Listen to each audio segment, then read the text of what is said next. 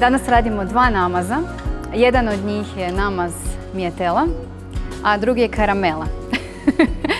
Dva namaza koje nam doslovno treba nekoliko namirnica, vrlo su jednostavni i treba vam blender. Mijetela je jedan od najprodavanijih proizvoda Raw Sweets by Mihaela brenda i ovim videom želim podijeliti ovaj recept s vama. Nadam se da ćete ostati ovdje i uživati u ovom receptu. Idemo napraviti jedan namaz od lješnjaka. Od onih popularnih namaza od lješnjaka, jedan zdraviju varijantu. Koristimo lješnjake. Lješnjake smo lagano popržili nekakvih 10-ak minuta, čisto da dobijemo onaj nugat okus. Znači, samo zbog toga da bi dobili bolji onaj okus lješnjaka. Evo, stavljamo u blender. I naravno koristimo samo hrvatske lješnjake, jer su najbolje, najkvalitetnija i ova veličina im daje poseban tek i okus. Prvo što radimo maslac od njih. Znači, prvo napravimo maslac od lješnjaka.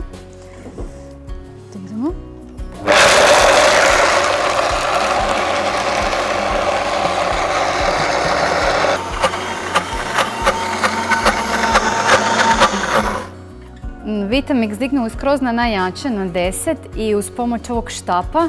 Bez tog štapa nema šanse da napravite maslac. On je jako važan zato što morate sa njime gurate dole lješnjake da bi se napravio ovakav maslac. Evo sad vidite kak je on kremozni, skroz. Dodajemo zaslađivača. Znači, bilo koji tekući zaslađivač koji volite, a da vam ne promijeni previše okus, znači možda je najbolje neki neutralnog okusa.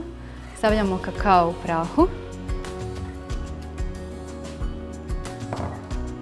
I bademovo mlijeko. Tako.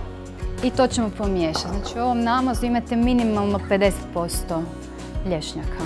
Ovo ostalo su, znači, opet samo što smo dodali je kakao, malo bademovog mlijeka i zaslađivača da bi dobili malo tu slatkoću. To je to. I sad to zapravo samo pomiješamo.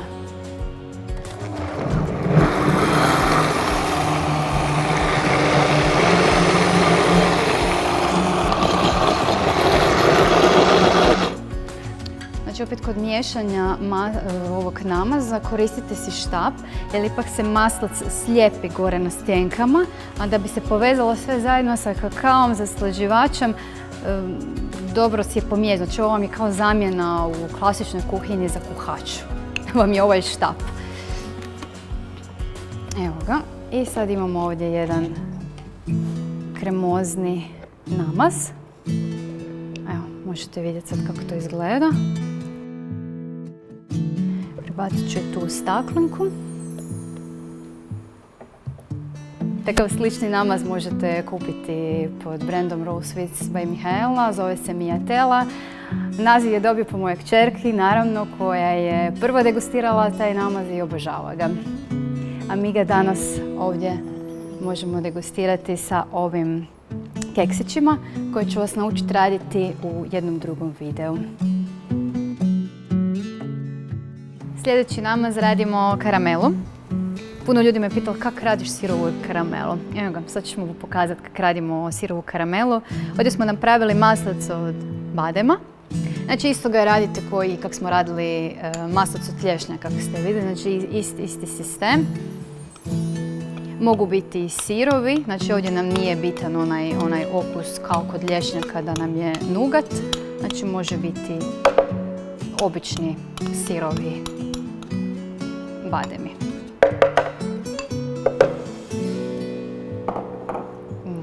Ovdje nam je namaz od indijskih orašića. Isto. Znači, mi u svim receptima koristimo bio namirnice i sve organskog porijekla. Zato što ipak konzumiramo sirovo, pa ipak je jako važno da gledate da bude što kvalitetnije. Mi smo naše povjerenje povjerili bio trgovinama. Sljedeće stavljamo, ovdje nam je, ovo je kakao maslac rastopljeni, znači u ulje. Uvijek je dobro prije si sve pripremite da si rastopite. Kokosov šećer, isto prije ga sameljite u štaup, isto u blenderu. Znači stavite šećer i miksajte ga dok ne dobite štaup šećer ovako u prah sameljen. Tako da ne osjetimo poslije u samom namazu, da ne osjetimo one grudice šećera. Jer nemamo visoke termičke obrade, tako da se šećer ne rastopi, nek se on samo u smjesu poveže. I ovdje nam je lukuma. Lukuma daje taj okus karamele u kombinaciji sa kokosovim šećerom. I ovdje imamo još kokosovog ulja. Isto smo ga rastopili. Uvijek vam je dobro sva ta maslaca prije rastopiti, jer puno manje ćete ih potrošiti. Kad se skaže, ne znam, 2 žlice kokosovog ulja, kad je rastopljeno, to je uvijek puno manje nego kad zagrabite onaj maslac u krutom obliku. Znači, cijeli recept možete pogledati u PDF-u i na mojoj web stranici. Ili možete si ga spremiti. Ok, prvo ćemo sad ovo izmiksati da dobijemo jednu masu. I onda ćemo pomalo dodavati bademov mlijeka po potrebi koliko nam treba da dobijemo kremozu. Evo ga, sad ćemo miksati.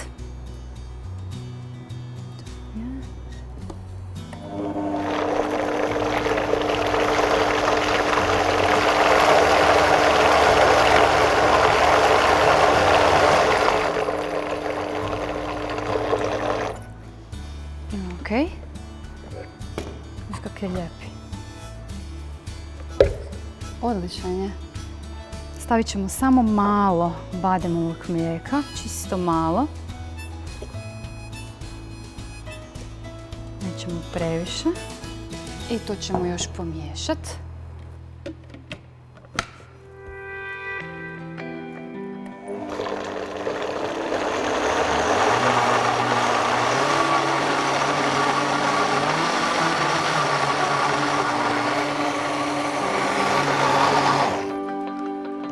To je to.